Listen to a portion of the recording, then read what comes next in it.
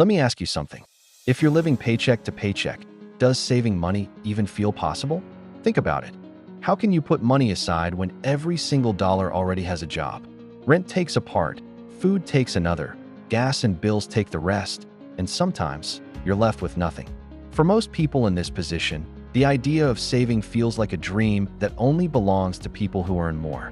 But here's the truth most of us never get told. Saving money is less about how much you make and more about how you manage what you already have. Even on a low income, you can save. Not because it's easy, but because small changes stack up over time, and when you build the habit now, it becomes the foundation of financial stability later. The first mistake people make is believing that saving is only for the rich. They tell themselves, "I'll save when I make more." But the problem is that when more money comes, expenses grow with it. You've probably seen this happen. Someone gets a raise or even lands a better job, but instead of saving, they buy a nicer car, move into a bigger apartment, or eat out more often. Income went up, but savings stayed the same. That's because saving is not about waiting until you earn more. It's about building the habit right now, even if all you can set aside is a single dollar. And that's where the $1 rule comes in. Every time money comes in, whether it's your paycheck, a side hustle, or even cash from a friend, take out at least $1 and put it aside. $1 is so small that it doesn't hurt. You won't miss it, and you won't feel like you're losing anything. But that single dollar is your first step toward building a savings habit. Think about it like exercise. No one runs a marathon on their first day. They start with a short walk, and over time, their endurance grows. The $1 rule is your short walk. It's not about the amount. It's about the consistency, and consistency is what eventually transforms your finances. Now, let's talk about something even more important than what you save: the daily habits that quietly steal your money. Because saving isn't just about putting money away. It's also about protecting yourself from the little leaks that drain your wallet every day. Think about the coffee run you grab every morning. $5 doesn't feel like much, but every day for a month, that's over $150 gone. Fast food is another one. It feels cheaper because it's convenient, but if you added up what you spend on takeout versus cooking at home, you'd see how much it drains your budget. And then there are the subscriptions. Netflix, Hulu, Spotify, that gym membership you forgot you even had. All of them take little bites out of your income. When you're living on a low income, those leaks hit even harder. Cutting just one of them could be the difference between having nothing left and building a small but steady savings. The reason most people ignore saving small amounts is because they think it doesn't matter. They say, "What's $5 going to do?" But here's the truth. $5 every day is $150 a month. That's $1,800 a year. Imagine having $1,800 set aside just from small, almost invisible changes. That amount could cover an emergency, pay down a debt, or even be the start of an investment account. Small amounts may look powerless in the moment, but they grow much faster than most people realize. And here's the lesson that almost no one talks about: consistency beats income. A person who makes $2,000 a month but saves $100 consistently is doing better than someone who makes $5,000 a month but saves nothing. It's not about what you make, it's about what you keep. And if you can train yourself to save while you're earning less, when you eventually earn more, saving will already feel natural. That's how people go from being broke to being financially secure, not because they waited for a big paycheck, but because they learned to master the small one first. The way you think about saving matters too. Most people see saving as a burden, as if it's money they can't use. But try shifting how you look at it. Saving is not taking money away from yourself, it's actually paying your future self. You already pay your landlord, your phone company, your electric bill. Why wouldn't you pay yourself too? When you save, you're paying your future self for peace of mind. You're paying for the day when an emergency comes and you don't have to panic. You're paying for the freedom to make choices later, instead of being trapped by your circumstances. That mindset shift changes saving from a punishment to an act of self-respect. So here's the bottom line for part one. Saving money on a low income is not about waiting until you're rich, and it's not about waiting for the right time. It's about starting right now with small amounts, building the habit, and stopping the leaks that quietly steal your money every day. If you commit to the $1 rule, if you cut even one unnecessary expense, and if you stay consistent, you've already taken the hardest step. Because the truth is this: The people who say, "I'll save when I have more," almost never do. But the people who start small, even when they're broke, are the ones who end up building real wealth later. 2. Practicing daily savings hacks. Now that you understand the mindset, let's move into the practical side. Because saving money isn't just about believing you can do it. It's about having real strategies that work in everyday life. When your income is low, you can't afford complicated financial systems or advice that assumes you have extra money lying around. What you need are simple, practical hacks that stretch every dollar and help you keep more of what you earn. Let's start with one of the biggest expenses, food. For most households, groceries and eating out take up a huge part of the budget. And when money is already tight, it's easy to think that fast food is cheaper because it feels quicker and easier. But if you actually track your spending for a week, you'd see that grabbing takeout or ordering delivery adds up way faster than cooking at home. One meal out might cost $10 to $15, while the same amount of money could buy ingredients for several meals if you planned ahead. That's where meal prep comes in. Setting aside time once or twice a week to cook in bulk not only saves money, but also saves time during the week. Imagine spending $20 on groceries that cover 4 dinners, compared to spending that same $20 on just one night of fast food. That's the power of planning. Another big money saver is buying in bulk. Now, I know what you might be thinking. I don't have the money to buy huge packs at once. But here's the trick. Start small. Instead of buying the small bottle of rice or pasta every week, buy the medium or large bag. It costs a little more upfront, but the price per serving is way cheaper and it stretches further. Over time, these bulk buys save you from running back to the store constantly and paying extra for smaller sizes. And if storage is a problem, you don't have to buy everything in bulk. Just focus on the basics you always use, like rice, beans, pasta, or oats. Those staples last long and cost very little per meal. Transportation is another area where money slips away. Gas prices, car maintenance, and ride shares like Uber or Lyft can drain your budget without you realizing it. If you live close enough to work or school, walking or biking not only saves money, but also improves your health. If walking isn't an option, look into carpooling. Sharing rides with friends, neighbors, or coworkers means splitting gas money. And even if it only saves you $10 or $20 a week, that's money you can redirect into savings. And if you're using rideshare apps regularly, consider public transportation. It might not be as comfortable, but in the long run, the difference between a $3 bus fare and a $15 Uber ride is huge. Now let's talk about impulse spending, which is one of the biggest enemies of saving. You know the feeling. When you're scrolling online, you see something on sale, and you convince yourself you need it. Or you're at the store, and suddenly, an item that wasn't on your list somehow ends up in your cart. To fight this, use the 24-hour rule. Whenever you want to buy something that isn't a necessity, wait 24 hours before purchasing. Most of the time, the urge will pass, and you'll realize you don't really need it. But if after a full day you still believe it's worth it, then buy it. This one simple habit can save you from wasting hundreds of dollars every year on things that bring only a few minutes of satisfaction. Another useful trick is to use cash for certain expenses instead of cards. When you swipe a card, money feels invisible, and it's easy to overspend. But when you use cash, you physically see it leaving your hand, and that makes you more mindful. Try this. At the start of the week, take out a set amount of cash for things like food, gas, or small purchases. When the cash is gone, you stop spending in that category. This old-school method, often called the envelope system, forces you to stay within limits and shows you exactly where your money is going. Even entertainment doesn't have to be expensive. A lot of people believe they need to spend money to have fun, but some of the best experiences are free or low cost. Instead of going out to eat, try cooking a meal at home with friends. Instead of buying the newest video game or streaming subscription, look for free community events, outdoor activities, or library resources. The key isn't to cut all enjoyment out of your life. That would make saving impossible to stick with. The key is to replace expensive habits with cheaper or free alternatives that still bring you joy.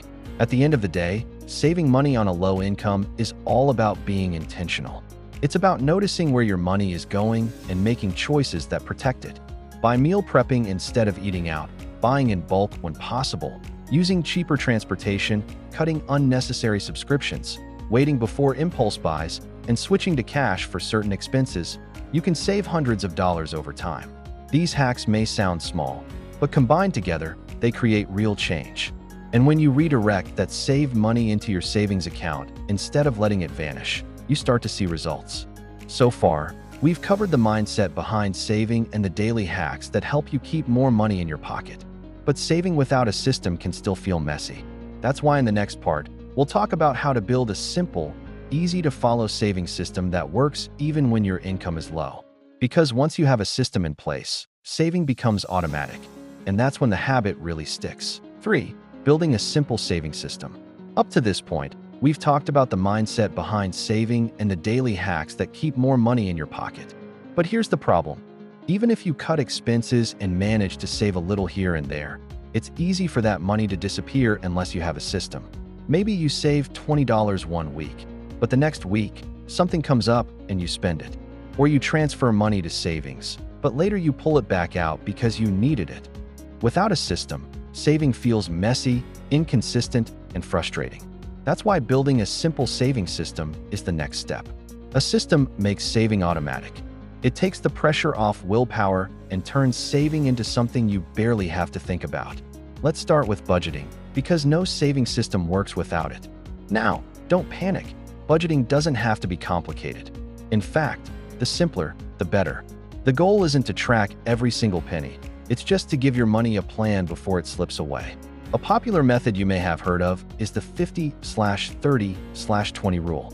It means 50% of your income goes to needs, 30% goes to wants, and 20% goes to savings or debt. But here's the truth.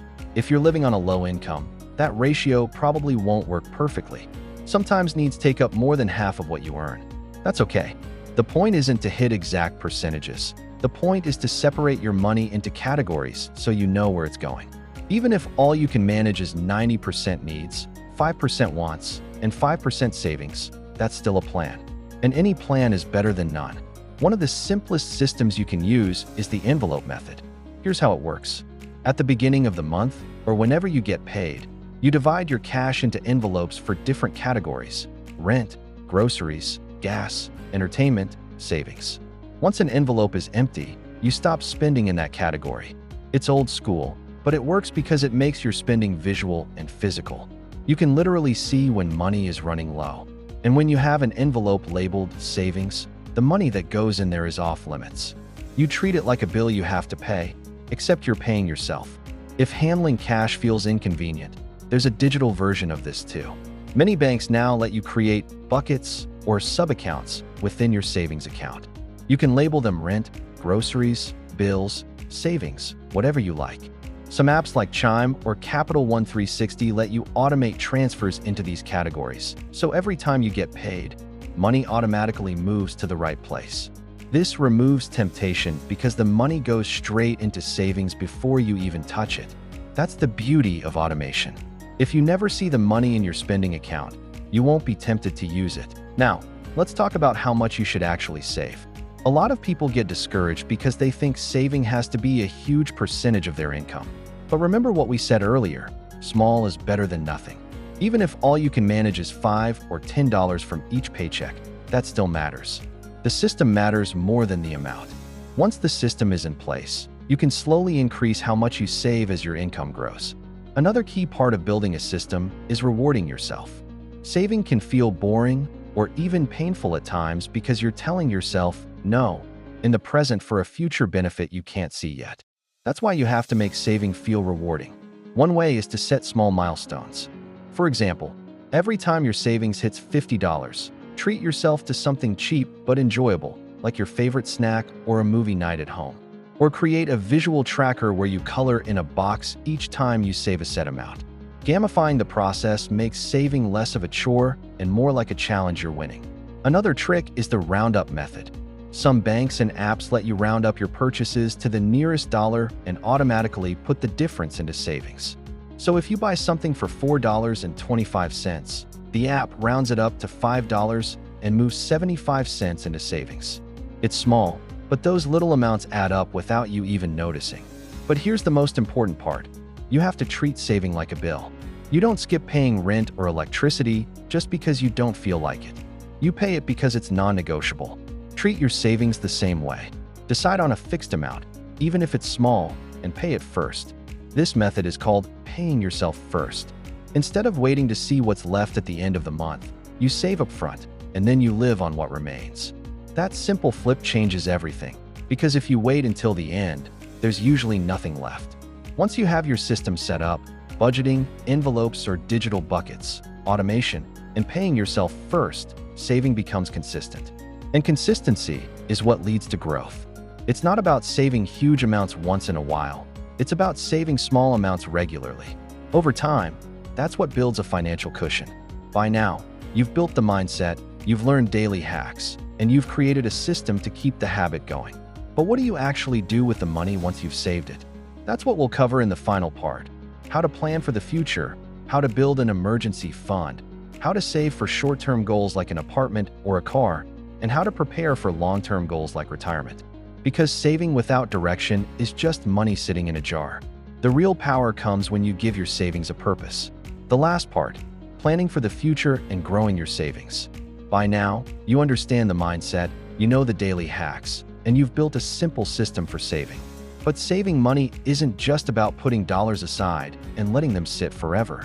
The real purpose of saving is to give your money direction, to prepare yourself for the future, and to create security in a world where so many people live in constant financial stress. In this final part, let's talk about how to plan your savings for both the short term and the long term, and how to turn the habit you've built into real financial progress.